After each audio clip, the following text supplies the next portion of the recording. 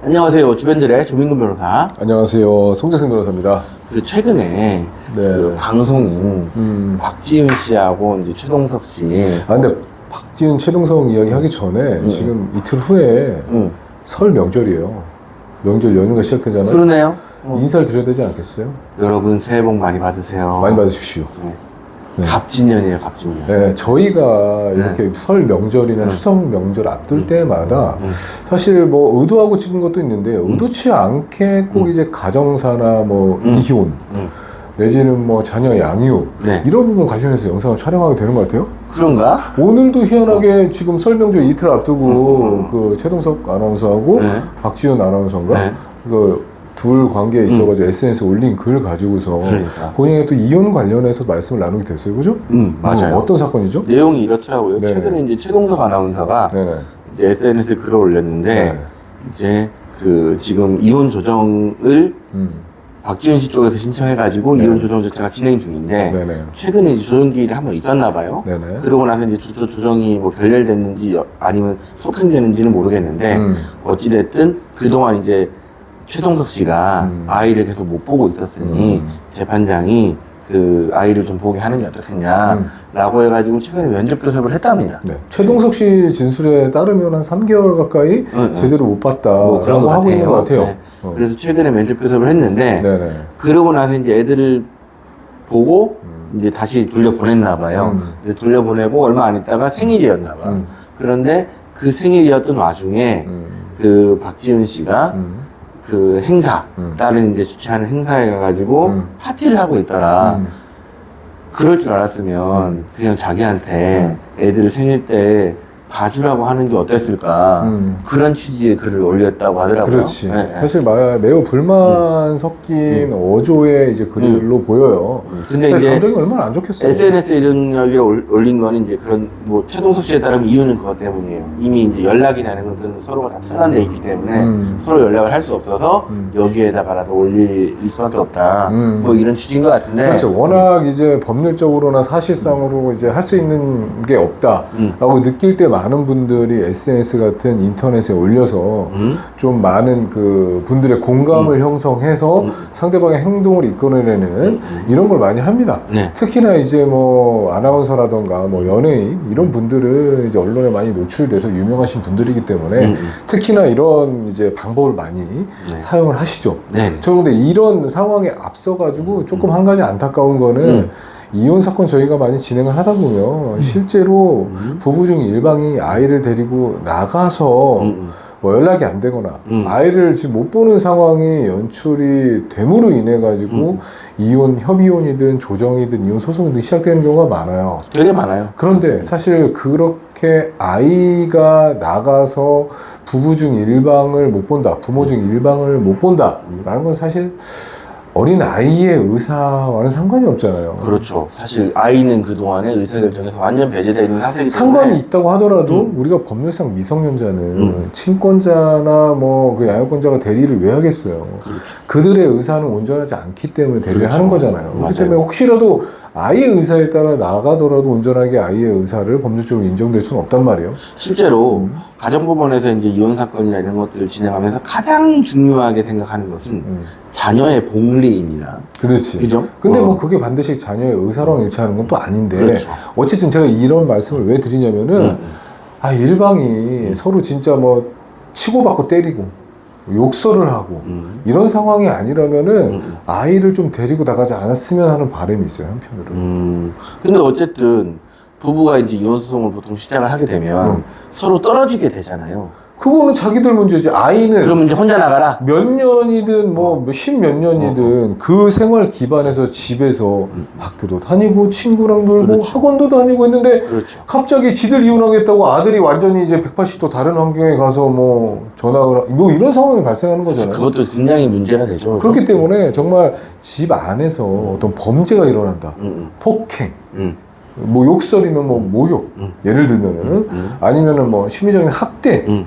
뭐 이런 게 아니라고 한다면은 아이를 데리고 함부로 뭐 이동하는 거는 조금 금지시켜야 되지 않을까라는 생각이 들어요. 저는 개인적으로 그렇게 생각합니다. 그렇게 생각할 수 있다고 생각합니다. 네, 왜냐면 지금은 영상이나 녹음 이런 게 워낙 잘 발달했기 때문에 한 뭐 1분만 녹음하더라도 정말 학대행위라던가 욕설, 폭행이 있는지 입증이 가능하단 말이에요.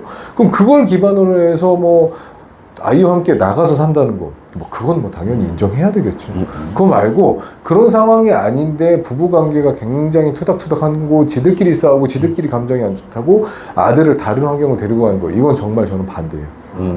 근데 이제 생각하세요? 보통 이거 저는 뭐 상황에 따라 다르다고 생각하는데 상황에 따라 다르죠. 그런데 지금 제가 설정해 놓은 상황에서의 말씀을 드리면 주양육자라는 게 사실 있잖아요. 근데 이제 아이가 보통 어리면 어릴수록 주양육자가 엄마가 되는 경우가 사실 많은데 그런 경우에 이제 아빠는 당연히 집에 안 나가려고 그러고 엄마는 도저히 아빠랑 못 살겠고 이런 경우에 엄마가 나 혼자 집을 나갈 수가 없으니까 어쩔 수 없이 애를 데리고 나간다.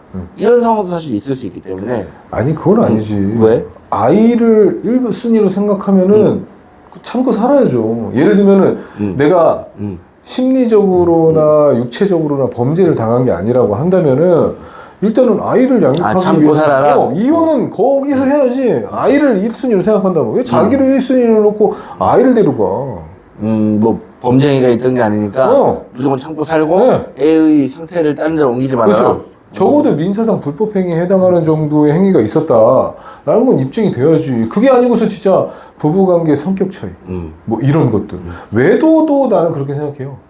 외도 부부관계를 유지할 수 없는 상황이잖아요. 근데 아이는 아이 양육에 있어서만큼은 아이를 위해서 유지될 수 있는 부분들을 유지해야 된다고 생각합니다. 어떻게 생각해요? 사실 뭐 그렇게 생각할 수도 있다고 생각하는데 있는데 아니 본인 의견을 묻는 거예요. 상황에 따라 다르다 말고 저는 제 사실 의견에 대해서 어떻게 도저히 못 생각하냐고. 살겠으면 꼭 폭행이 있었다는 게 아니더라도 그러니까 범죄라던가 아이의 삶의 질에 어떤 영향을 미치는 행동이 아니더라도 부부관계 둘만의 문제라도 도저히 못 살겠다고 하면 아이 사실 데리고 나가잖아. 사람은 떨어질 수밖에 없기 때문에 둘이 같이 있는 게 안 좋거든요. 오히려 아이들한테 더 안 좋을 수도 있어요. 그렇기 때문에 그건 사실 강제하기는 좀 어렵지 않나. 둘만의 문제가 있다고 하더라도 아이한테 안 좋은 영향을 미칠 수 있다. 그럼요. 분명히 인정해요. 애들은 다 그런 느낌을 느끼니까. 찾아내기 어렵다. 저 말해서 지금 빠져나가려고 자꾸. 아니 뭘 빠져나가? 순간이 달라고 어떻게 강제? 아니, 근데 무슨 말인지 알아요. 거주 이전에 자유도 있는 거예요. 네? 거주 이전에 자유도 있는 거예요. 그거 뭐 싸우지 않더라도 그냥 나가고 싶으면 나갈 수 있다. 야, 나 정솔하게 그렇게 얘기하는 거 아니잖아요. 지금. 경솔하게 한번 이야기 해보자는 거지. 나. 아, 너 이렇게 경솔하냐? 이야기. 그래서 좋아, 그건 됐고. 그럼 최동석 씨가 그렇게 글을 올렸어요. 네. 그러면 자, 우리 송 변호사님은 박지윤 아나운서가 그 상황에서 나는 파티에 미리 가기로 돼 있기 때문에 네. 최동석 씨한테 애를 맡겼어야 된다라고 생각을 해요. 어때요?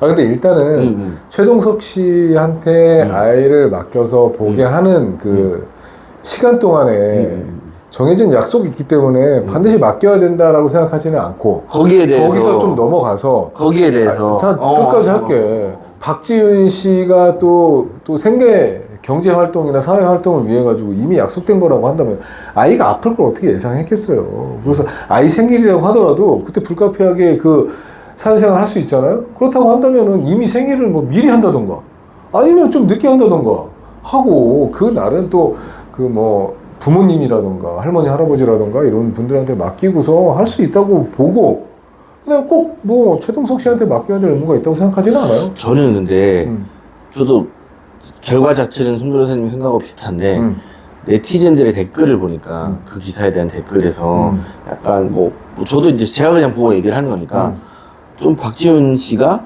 잘못했다. 애들 생일인데. 또 네티즌들 또 막말하시네. 그러시면 아니, 그런 내용들이 많더라고요. 그런 얘기를 하는 거예요. 근데 구체적인 사정을 모르잖아요. 그렇지. 근데 그렇기 때문에 사실 저는 얘기하는 게 박지윤 씨가 반드시 최동석 씨한테 맡길 의무가 있었느냐? 없지. 일단 없어. 뭐 없었을 것 같다라는 취지로만 얘기할 뿐이지. 누가 잘했다, 누가 잘못했다. 사실 지금 평가할 수는 없어요. 근데 감정이 많이 상한 상태에서 최동석 씨 입장에서는 또 그렇게 생각할 수 있겠다. 저는 오히려 한편으로 이렇게 생각해 봤습니다. 물론 이제 실제로 어떻게 될지 모르겠지만 박지윤 씨 입장에서는 그 SNS의 글이 개인적으로 물론 이제 최동석 씨가 그런 글을 개인적으로 못 보는 이유는 차단되어 있기 때문에 그런 것 같아요.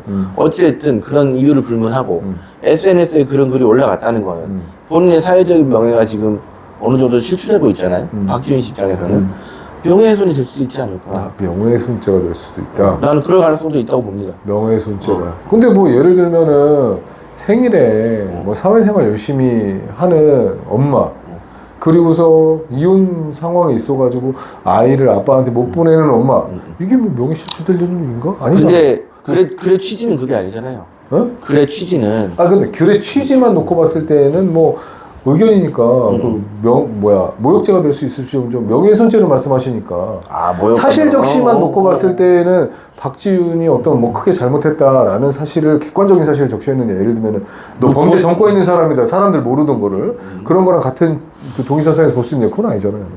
그러니까 애매하긴 하죠. 근데 저는 충분히 경우에 따라서 좀 비난을 많이 했다. 모욕죄가 될 수가 있을지언정 명예훼손죄는 안 될 것 같아요. 어쨌든 최동석 씨 입장에서는 사실 그 글을 이제 그런 글을 올렸잖아요. 네네네. 근데 또 박지윤 씨는 그거를 보고 기분이 나쁠 수 있기 때문에 이런 것들이 또 형사고소로 비화되진 않을지 그런 부분을 조금 걱정이 되기는 하죠. 어쨌든 뭐 저희 입장에서는 뭐 변호사라서 그런지 모르겠지만은 오로지 뭐 아이 입장에서 한번 생각을 해보고 있는 거예요. 그런 입장에서 생각해 봤을 때 아이를 양육하는데 이혼 소송으로 인해서 감정이 안 좋다. 그 일방이 아이를 데리고 나갔다. 이랬을 때 사전 처분으로 어떤 신청을 할 수 있을지 한번 간단하게 말씀드리고 길게 그렇죠. 말할 것도 없어. 중요해요. 우리가 생각하는 건 다 사전 처분할 수 있어. 그렇죠. 어떤 신청할 수가 있죠? 이게 내용을 일단 말씀드리면 이렇습니다. 결과적으로 이혼 판결이 되면 이혼, 뭐 재산 분할, 위자료, 양육권, 양육비, 면접교섭권 이런 것들이 한 번에 다 이루어지잖아요. 근데 이혼 판결이 확정은 안 됐는데 나는 지금 이혼 중이기 때문에 내 배우자와 도저히 살 수가 없어. 그래서 애들도 둘 중에 하나하고 떨어져야 돼. 이랬을 때 그 기간 동안 어떻게 할 거냐. 이거를 사전처분이라고 부르는 거예요. 예를 들면 뭐 금전적인 뭐 재산 분할이라던가 손해배상 이런 건 나중에 다 그렇죠. 이자까지 쳐서 받으면 정리하죠. 그런 게 사전처분으로 잘 인정되지는 않고 일반적으로 사전처분 많이 인정되는 건 아이 양육 양육권을 나한테 인정해달라. 그렇죠. 저 사람이 지금 아이를 데리고 갔는데 네. 내가 주 양육자였다던가 아니면 주 양육자가 아니라고 하더라도 저 사람이 양육을 담당하는 거는 아이의 복리의 현저히 그 침해가 된다라고 해서 양육권 나한테 인정해달라. 라는 사전처분 신청할 수 있고. 그 다음에 이제 양육권을 갖지 못한 실제 사실상의 양육권을 갖지 못한 사람은 이제 아이를 보게 해달라. 왜 이렇게 데리고 가서 뭐 아이 그렇죠. 연락도 끊고 못 보게 하냐. 뭐 면접고접 사전 신청. 그렇죠. 이런 것들을 할 수가 있어요. 또 어떤 것들이 있죠? 양육비도 똑같잖아요. 그렇지. 양육비 같은 경우에는 돈의 문제긴 하는데 당장 지금 아이를 양육하는 사람 입장에서는 경제활동을 못해서 뭐 굶어 죽을 수도 있는 거니까. 그렇기 때문에 양육비는 매달 네가 양육권을 니한테 있는지 나한테 있는지 불문하고 지금은 내가 사실상으로 보고 있으니까 양육비를 지급해라 라는 사전처분도 할 수 있죠. 실제로 그래서 이혼 소송 내지는 이혼 조정 신청이 진행 중인 상태에서는 항상 이제 이 세 가지 사전처분, 양육자 지정, 그다음에 양육비, 면접교섭권 이거에 대해서 사전처분을 합니다. 빈번하게 사실 일어나죠. 이런 경우도 있을 수 있어요. 상대방이 애를 데리고 나갔어. 상대방이 아직 소송을 제기는 안 했네. 그렇지. 근데 나는 이혼하긴 또 싫어. 그런 건 이런 경우 어떡합니까? 많죠. 나 애 보고 싶은데. 그런 경우는 미비재하고 그거는 뭐 협의이혼이나 조정이혼이나 소송 뭐 불문하고 내가 이혼을 원하지 않는다라고 했을 때는 부부에게는 동거 의무가 부과되지 않겠어요? 동거 의무가 있어요. 동거 의무가 있어요. 그렇기 때문에 동거 청구를 해보는 게 사실 동거 청구라는 게 이미 일방에서 애를 데리고 나갔다던가 협의혼이나 조정 신청을 했다던가 이러면은 감정적으로 굉장히 안 좋기 때문에 그렇죠. 난 너랑 동거를 해야겠어. 동거 의무를 이행해. 라는 청구는 굉장히 이례적이에요. 잘 없어요. 거의 없어요. 잘 없죠. 그럼에도 불구하고 그런 청구를 할 수 있어요. 할 수가 있습니다. 할 수 있는데 부부의 의무이기 때문에. 그렇죠. 그렇다고 한다면은 내가 정말 이혼을 원하지 않고 부부 감정이 상하고 싸우고 이혼하겠다는 거 알겠어. 그런 부분 알겠는데 아이만 1순위로 놓고 봤을 때 나는 아이를 무조건 양육해야 되겠다. 데리고 들어와라. 왜냐면 나중에 내가 이혼을 원했을 때에 아이를 양육하는 양육권자로 지정되지 않을 가능성도 높을 것 같다. 그럴 수 있죠. 라고 했을 때는 그런 걱정을 할 수 있죠. 동거 청구를 통해 가지고 맞아요. 할 수 있어요. 배우자를 같이 동거함과 동시에 아이도 같이 양육할 수 있는 상황을 연출해낼 수 있을 수 있다라고 그렇죠. 말씀드리는 거예요. 근데 이렇게 동거 청구가 왜 사실 실생활에서는 거의 발생하지 않느냐. 내가 동거 청구를 했어. 근데 내 배우자는 내가 싫어서 나갔어. 그랬더니 동거 청구를 했네. 이혼 소장을 부르는 청구죠. 뭐 그럴 수 있죠. 이혼 소장을 부르는 청구. 이혼 소장이 들어올 수 있죠. 근데 분명한 거는 동거 청구 할 수는 역시 있어요. 뭐 이혼 그 조정 이혼이나 그 소송 중에도 사전 처분으로 신청을 해볼 수는 있을 것 같아요. 아유, 되긴 돼요. 아직 이혼 안 했으니까 그거 아니냐. 그렇지. 일단은 나는 들어와라. 너한테 아무런 잘못도 안 했으니 아이가 학교도 가야 되고 뭐 이런 여러 가지 사정도 있고 부부는 또 동거 의무도 있으니까 있어요. 들어와서 어쨌든 아직은 애를 부부니까. 양육하자라는 사전 처분도 충분히 가능할 것으로 근데 보여요. 그게 나올까요? 응? 그게 인용되기 쉽지 않을 것 같아요, 저는. 이용되지 않을 이유도 없죠. 왜냐면 예를 들면 동거 의무가 부정될 정도로 뭔가 뭐 잘못한 사람이다 라고 네. 그런 사람이 신청했을 때는 인정이 안 되겠지만 근데 그렇지 않다고 한다면 만약에 판사가 심증적으로 이거 이혼 사유가 없는데? 라고 심증을 가진 사람이라고 한다면은 동거 사전 처분 신청 인용 안 할 이유가 없죠. 왜냐면 그렇게 생각하세요? 이혼을 청구하기 전 상태가 동거하고 있는 상태였으니까. 맞아요. 그건 맞는데 어쨌든 이제 사실 이런 동거가 청구도 없지만 사전 처분으로도 거의 안 들어가는 게 사실 둘 중에 한 명이 이혼 소송을 제기했다라는 거는 애들은 어떻게 될지를 불문하고 어쨌든 이 두 사람은 관계가 매우 안 좋구나, 같이 살 수 없구나라는 거를 뭐 스스로 인정하게 된 거기 때문에. 아니지. 그거는 자녀를 데리고 나간 일방만 주장하고 있는 거고. 아니 적어도 나 죽어도 너랑 못 살겠어 라고 한 명은 하고 있잖아. 한 명, 걔 주장이지. 막말로 해서 그 사람이 다른 있잖아. 남자가 생겼어, 다른 여자가 생겼어, 다른 이성이 생겼어. 이혼하고 싶어. 아이는 내가 키우고 싶어. 데리고 나갔어. 나 죽어도 못 살겠다고 하면 동거 의무 부인해야 돼? 아니란 말이야. 이혼 소송 중에 둘과의 관계는 아무런 문제가 없었어. 근데 그냥 다른 사람이 좋아졌어. 그러면 동거 의무, 우리나라 법제에서는 그건 말이 안 되지. 동거 의무 근데 인정이. 저는 개인적으로 이걸 사전 처분으로 신청하는 케이스도 거의 없거니와 사전 처분을 신청하는 케이스만 없는 게 아니지. 설사 신청, 그러니까 사전 처분이든 청구하는 아니, 것도 거의 단독이든. 없어요. 근데 저는 실제로 청구해도 만약에 이제 한쪽이 나 너랑 죽어도 못 살겠다라고 해서 이혼 조정이나 이혼 소송을 제기했다면 저는 동거 청구 받아들이지 않을 것으로 생각합니다. 뭐 그럴 수 뭐 있죠. 송 변호사 생각 다를 수 있지만 저는 일단은 근데 아까 조 변호사가 어떤 방식으로 날 또 비난하려고. 조 변호사가 그 성격 테스트 있잖아요. 설계를 하는 거. 그 뭐라고 부르냐. MBTI? MBTI 해보니까 마지막이 P더라고, P. 즉흥적이야. 나도 모르는데. 기분에 따라 얘기해. 나도 모르는데, 내 우리 했었어. MBTI. 영상 찾아봐. 했는데. P였는데 지금 보니까는 굉장히 즉흥적이야. 그냥 법률이나 법제 이런 거 싹 무시하고 그냥 감정적으로 안 좋으니까 안 받아들여준다. 뭐 이런 식으로만 말씀하셔가지고 약간 변호사라기보다 좀 일반인적인 말씀하시는 거야.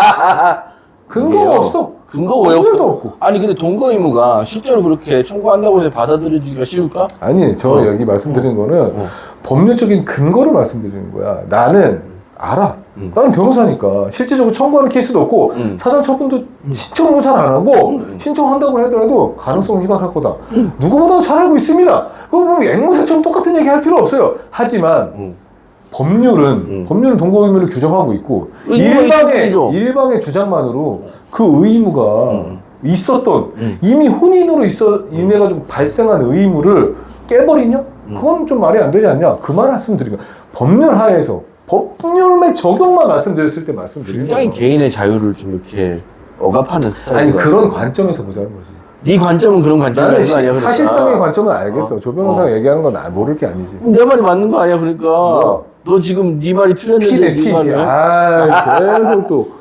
법률상으로는 나도 모르는 걸 알고 있네. 법률상으로는 충분히 고려해봄직한 주장이다. 근데 사실 지금 그 박지윤 씨하고 최동석 씨가 이혼 조정을 진행하고 있는데 두 사람이 이제 올리는 글이라든가 이런 것들을 보면 일단 두 사람 모두 이혼 자체에 대해서는 동의하는 입장인 걸로 보여요. 그 본인 생각이지. 아직 모르잖아. 내 생각이긴 한데 뭐 나는 이혼에 동의합니다라고 근데 얘기할 또 필요는 일반적으로 전제로 깔고 들어간다는 조정 신청 같은 경우에는 뭐 협의 이혼 신청이 아니라 조정 신청 같은 경우에는 이미 서로 막 싸우고 싸움의 과정에서 뭐 이혼해 알았어 이혼해 막 이런 것들이 막 난무할 때 보통 일반 조정 신청을 많이 하니까 그렇죠. 조 변호사도 그런 입장에서 아마 그럴 가능성이 높지 않겠냐라고 근데 이제 말씀하시는 간간히 이런 경우도 있죠. 한쪽이 몰래 이제 이혼을 준비했어. 그래서 먼저 소장이나 이혼 조정 신청서를 날려. 상대방은 나 너 없으면 안 돼. 제발 그럴 수 내가 잘할게. 그럴 수 있어. 이런 경우 꽤 있습니다. 갑자기 인사를 해. 진짜. 그런 아니, 나 거 이런 있었지. 경우 꽤 있어. 맞아. 그렇다고 한다면은 그 이혼 조정 신청이나 이혼 청구를 한 사람의 상대방이 뭔가 특별한 유책 사유가 없다고 한다면은 사실 이혼에 이르지 않을 거기 때문에 조정에서 마무리 짓거나 그렇죠. 아니면은 이혼 청구에서 패소할 가능성이 높다. 실제로 유책 사유가 있어야 되겠 실제로 기책 사유가 없는데 성격 뭐 안 맞고 이런 것들 때문에 이혼성 제기했는데 상대방에서 나 죽어도 너랑 못 헤어진다. 내가 잘할게라고 하면 기각됩니다. 실제로 기각되지. 기각돼요. 유책 사유가 없는데 어떻게? 그러니까 기책 사유가 없으니까 예를 들면은 기각돼요. 유책 사유가 없더라도 파탄 상태가 오래됐어. 예를 들면 막 몇 년 동안 따로 떨어져 살았어. 애기도 못 봤어, 안 봤어. 그런 경우에도 특수한 케이스니까 그런 특수한 케이스가 있으신 분들은 연락 주세요. 이런 특수한 케이스 오늘 얘기하기 시작해서 끝을 맺으려면 하루 종일 얘기해도 말씀을 다 못 드리기 때문에 우리나라가 사실 기본적으로 유책주의라고 하지만 저는 그래도 많이 파탄주의로 돌아섰다고 봅니다. 또 그게 또 바람직한 방향이다라고 생각하시는 분들도 많고 그렇기 때문에 근데 또 우리 지금 법제 뭐 법원의 이제 판결내 그건 고려할 수 없기 때문에 고려하지 않을 수 없기 때문에 지금 아직은 뭐 유책주의다라고 말씀드릴 수 있습니다. 이게 사실 유책주의에서 파탄주의로 확실하게 못 넘어가는 이유가 저는 그것 때문이라고 보거든요. 축출이혼 방지. 근데 그거는 정말 방지해야 돼요. 그렇지. 근데 지금 우리가 계속 이렇게 얘기하면은 지금 사회적인 이슈랑 좀 멀어지니까. 그래요. 또 이제 뭐 최동석 씨랑 뭐 박지훈 씨랑 관련해가지고 말씀드릴 거 있어요? 정리해야지. 뭐 언제까지 촬영할 거야? 그러니까 빨리 이제 사실 이혼 조정해서 깔끔하게 마무리하고 양육권 누가 가질지 정하고 면접에서 충분하게 하는 걸로 이렇게 정하고 조정해서 끝나는 게 사실 가장 상처를 덜 받는 길이에요. 그래. 결과적으로 그러면은 이 사건에 비춰봤을 때 사전처분 신청 절차를 좀 재빠르게 활발하게 이용을 하시고 혹시라도 내가 이혼은 난 원하지 않는다. 이혼을 조금 원하는 마음이 조금 있지만은 아이 입장에서 봤을 때 부모가 함께 아이를 양육하는 게 최우선이다라고 생각하시는 분들은 동거 의무, 동거 청구라던가 이제 이런 뭐 이례적인 일반적으로 많이 하지 않는 청구들도 한번 이용해 볼 수 있다 라고 말씀드리면서 오늘 촬영 여기까지 할게요. 네, 구독과 좋아요 눌러주세요.